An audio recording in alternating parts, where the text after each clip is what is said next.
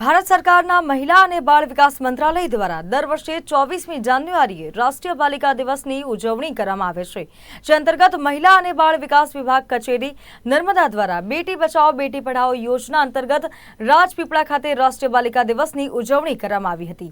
દીકરીઓને પ્રોત્સાહિત કરવા માટે વિવિધ પ્રોગ્રામો કરવામાં આવે છે, જેના થકી દીકરીઓને મુખ્ય પ્રવાહમાં જોડાવા તથા અસમાનતા ભેદભાવ દૂર કરી હિંસામાં ન્યાય થાય તે માટે જાગૃત કરવામાં આવે છે। આજે દીકરીઓ અનેક ક્ષેત્રોમાં આગળ વધી રહી છે અને આત્મનિર્ભર બનીને ગામ, જિલ્લા અને દેશને ચલાવી રહી છે। ત્યારે આજરોજ રાષ્ટ્રીય બાલિકા દિવસ નિમિત્તે તેજસ્વી જિલ્લા પંચાયત અંતર્ગત બાલિકાઓ દ્વારા સામાન્ય સભા યોજાઈ હતી, જેમાં દીકરીઓના જન્મ અને શિક્ષણ, દીકરીઓનું રાજનૈતિક સશક્તિકરણ અને આગામી સમયમાં 50% મહિલા અનામત, આરોગ્ય અને પોષણ તથા જાતિગત સમાનતા અને દીકરીઓના હક અધિકાર, સામાજિક દૂષણો વગેરે મુદ્દાઓ અંગે ચર્ચાઓ કરવામાં આવી હતી।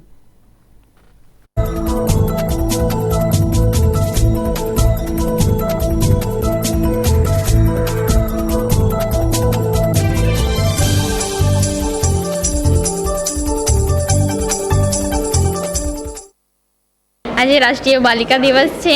તેજસ્વીની જિલ્લા પંચાયત સભા ભરાઈ હતી રાજપીપળા ખાતે। ત્યાં ઘડી હું પ્રમુખ તરીકે હતી। મારું નામ તડવી હેતલબેન પ્રહલાદભાઈ છે। મારી સાથે ઉપપ્રમુખ હતા, તેમનું નામ રાઠવા કોમલબેન। મારી બીજા દીદીઓ મેમ હતા, એમનું નામ વસાવા માનસીબેન।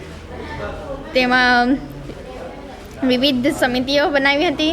સમિતિઓ ખાતે જે પ્રશ્ન હતા સમિતિને લગતા તેમ પૂછવામાં આવ્યા હતા, તેમના જવાબ આપ્યા હતા। આ પહેલી વખત છે, તેનો મને ખૂબ ગર્વ છે કે મને પ્રમુખ બનાવવામાં આવી। દીકરીઓ દ્વારા જિલ્લાની અલગ અલગ દીકરીઓ દ્વારા સંચાલન થઈ રહ્યું છે।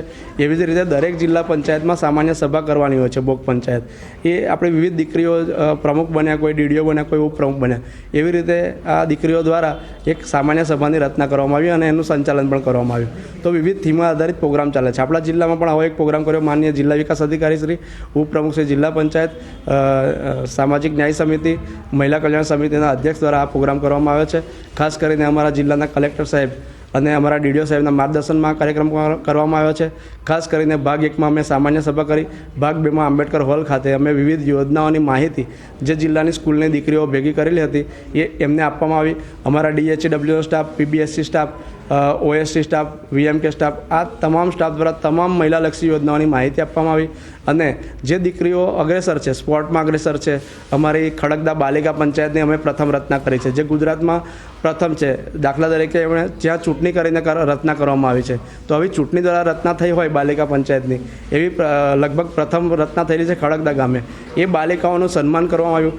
દરેક અમારા સ્પોર્ટના ટીચરો, સ્કૂલના ટીચરોને પણ મોમેન્ટો આપવામાં આવ્યા। દરેક દીકરી જે સ્પોર્ટમાં આગળ વધી છે એમને પ્રોત્સાહન રૂપે એમને એક એજ્યુકેશન કીટ આપવામાં આવી છે, દીકરી વધામણા કીટ આપવામાં આવી છે। અને અમારે વહાલી દીકરી યોજના છે, એના દરેકને લાભ વિતરણ કરવામાં આવે છે। આદેશ એમને પણ શુભેચ્છાઓ આપવામાં આવે છે। ખાસ કરીને આ કાર્યક્રમ અન્વયે દીકરીઓમાં સમાનતા, સુદૃઢતા, પછી અગ્રેસર બને અને સમાન ધોરણો પ્રાપ્ત કરે, એવા એક ઉદ્દેશ્ય સાથે આ કાર્યક્રમનું આયોજન કરવામાં આવ્યું હતું।